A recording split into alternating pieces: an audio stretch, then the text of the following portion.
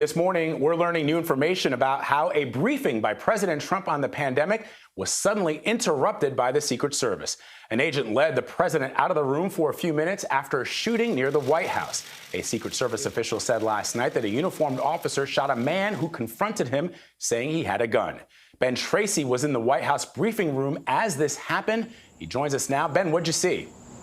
Well, as the president was talking, we could tell something was going on. We could see these Secret Service agents running through the windows of the briefing room there. And then the agent that's actually in the room guarding the president, he was talking into the microphone in his sleeve. He then walked up to the podium and told the president it was time to go. Looks like they're just about going to be topping records, hopefully soon. Just minutes into his coronavirus briefing, President Trump looked surprised as a Secret Service agent told him he had to quickly leave the room. Excuse me?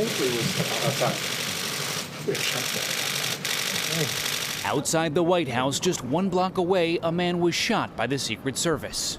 There was a shooting outside of the White House and seems to be very well under control.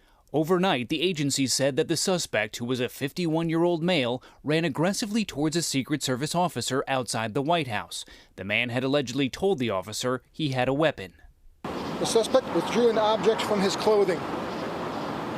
He then crouched into a shooter's stance as if he was about to fire a weapon. That's when the officer fired at the suspect, hitting him in the torso.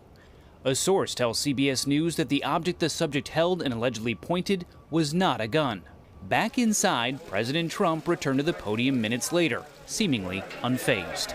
I don't know. Do I seem rattled? He also had a positive outlook on the country's battle against coronavirus. At the end of a fairly short period of time, you're going to be in very, very good shape all over our country. But not only does the United States now have more than 5 million cases, far more than any other country, there is also new data showing from July 9th to August 6th, more than 170,000 new cases of coronavirus have been reported in children, a 90% increase over 4 weeks.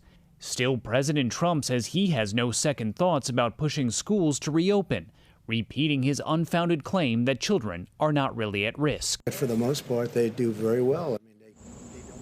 The Trump administration is now reportedly considering a new rule that could block American citizens and permanent residents from returning to the country if they are suspected of having coronavirus. Now, right now, this is just a draft regulation, but if this comes to be, it would be the latest immigration effort by the president during the pandemic. It will also likely be challenged in court.